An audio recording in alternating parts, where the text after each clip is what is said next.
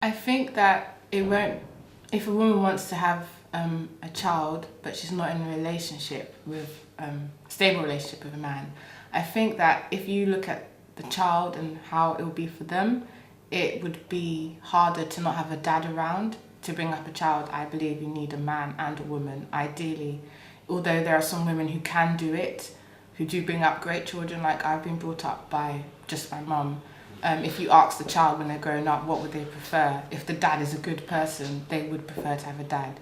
So it's not that I disapprove. Well, yeah, I would say I disapprove because it's not the best thing that a child could have in terms of upbringing. Definitely not. I think that you need to develop and be stable as yourself first and then consider a relationship. My inspiration from that comes from actually Adam and Eve. If you look in Genesis, when Adam was alone, God was like, it's not good for a man to be alone. But if you read before that, God was like to Adam, like he'd been tending the Garden of Eden and then he got a wife. It wasn't that as soon as Adam was made, he just had a wife. But it was after he'd been busy, he'd been active, he'd been working and stuff. So I think it's better for your relationship to be a stable person, you know, wholesome and everything, than to pursue something like a relationship. I say no simply because I don't think it's good for the child. Again, if you ask a kid, I'm talking about from my personal experience, would you prefer to just have one or the other? Your answer will always be both. If both your parents are good people, you would never say, I wish I just had a mum or I wish I just had a dad. And obviously with same-sex couples, that's what you're saying. Although you can say, yes, someone's going to play the role of mum and dad, it's about gender. When you're a kid, you can say it's about gender, but also you sort of know that, okay, this is a man, this is a woman. You don't know about gender, you're just a kid. So again, it might be good for those couples to have that experience, but if you think about the child, who matters most, in my opinion, it's not good for a child to have same-sex parents. They need to have a rounded experience of having a mum and a dad. I would say that it's not okay for two people to live together without getting married, simply because I believe if you're going to be with someone, you should be with them completely, and yeah, you should marry them before you have intimacy with them. Simply because I'm a female and I personally wouldn't like to be intimate with someone who I know could just leave me anytime.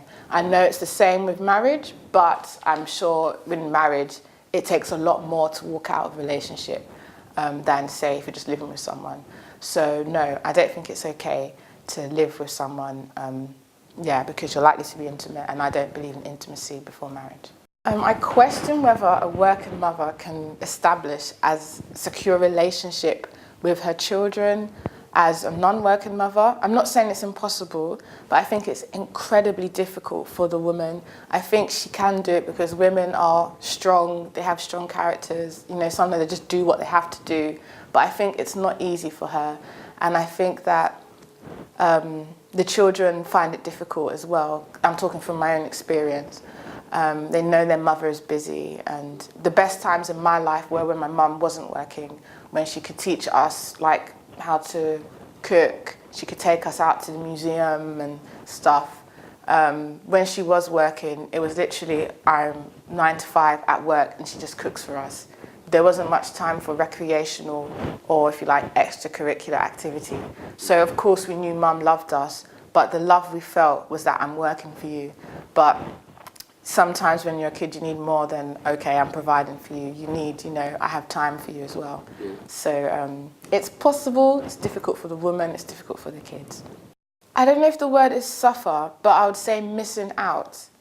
Like I said, the best times in my life that I can remember as a kid was when my mum wasn't working and she could show us and do just lovely things with us. Like I remember once we made like an apple pie, you know, that was like on a Saturday or maybe on a weekday, I don't know, but it's like when she started working after my dad left, even though she wanted to do those things, there was literally no time.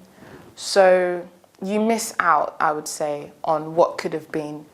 Well, it's complex. I think that when people despise the job of working at home, it's kind of like a male thing. Like it's like, although feminists say women need to get out into work, it's not fair that they're supposed to be at home. I think that is a macho judgment of what it means to be at home. I think people despise what it means to be at home. And so they think that women being liberated is getting out into the workplace. Well, why can't it be that, you know, women being liberated is choosing if they want to be at home or in the workplace? Why is it that going to the home is like despised? I don't think that I think a job is good, but I don't think most women just want to stay at home. But I don't think that they should despise being at home or vice versa.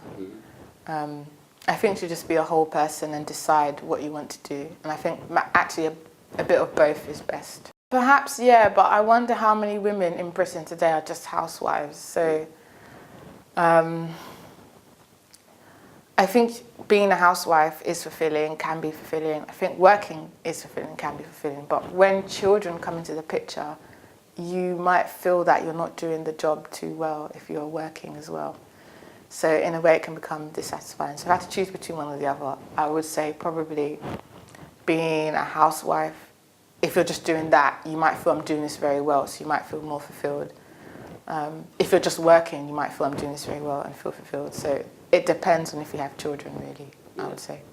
As a woman, I don't think it's the best way to be an independent person. I think the best way to be an independent person is to be an independent person. And that is not equal to having a job, because there are many men who have jobs, but they can't cook, they can't clean, you know, they're hopeless. They have to pay for all the services, you know, that are available that you should be able to do yourself. So I think you just need to know how to do what is necessary for you to live. Then you're an independent person. It can't be that if your husband leaves you and you're over, or if your job is axed, you're over. You just need to be able to live, and then I think you're an independent person. Yeah, ideally. I mean, most people don't want to sit at home. Most women just, you know, being housewives these days. If they can, go for it. But, you know, if you have children, like I was saying before, I would understand if only the woman or only the man was contributing to household income. I would say yes. Again, I'm talking from personal experience. I can't generalise, but I remember before my parents split up formally, we spent time with my dad, and it was lovely. I didn't see a difference. I think if you love the child, you can bring them up. It doesn't necessarily, I don't think one is better than the other, but I think it could be that, yeah, the way society is, it's easier for a man to be the breadwinner at the moment. That's why it might look like he should work and the mother should stay at home. But I think both of them can do the job. It depends on who the breadwinner is, and if there are two breadwinners, then it should be equal. If there's one breadwinner, then I think the breadwinner should have relaxed responsibilities. Talking from experience, when you have a 9 to 5 and you're expected to do other things when you get home, it's a bit tiring. And I just think whoever's earning the money and work has the most demanding job, they should have relaxed responsibilities, and whoever has more time should have more responsibilities. So if that's the man, which usually it is, then yes, he should have relaxed responsibilities. If it's the woman, then she should have responsibilities. But I know it never happens that way. But what I think is totally wrong is when the woman is a breadwinner as well as the man, and she does everything else as well, because it's like she has two jobs. I don't think that's fair. I think if you're in a relationship with someone and you're both working, you should both share the responsibility.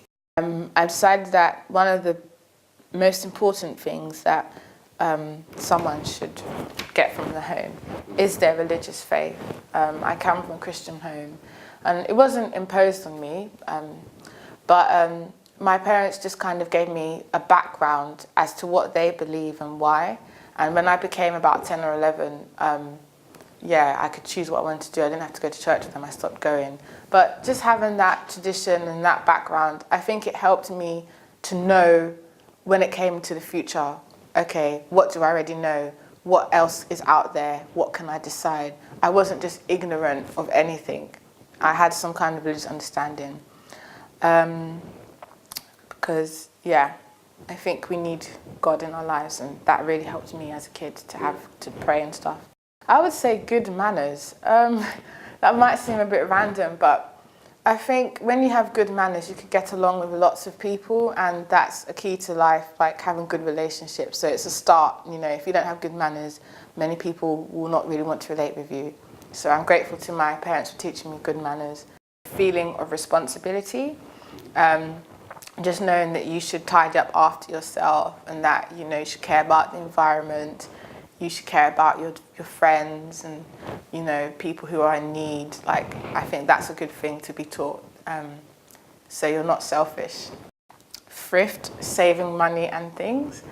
Because when you go to live by yourself, like I'm at uni living in halls and stuff, if I didn't have this teaching, which my mum taught me, like, you know, don't go to McDonald's, make your food, you know, every week, don't eat out unless you're going to a restaurant, like, don't waste money. Don't spend all your student loan on Topshop and stuff. Like, because she taught me that, it's helping me not, you know, break the bank and stuff. So I think that's really important when you're living by yourself independently. And then the last thing, it's a bit difficult to choose, but probably I'd say imagination, because you need to have a career or something you're working towards, you know, to survive and stuff. And I suppose that involves thinking lively or creatively about who you are and what you can do, what your calling is in life. So I think my parents really taught me to think about that and to think about life and what I want to do and how I want to be in society. So yeah, I would say imagination.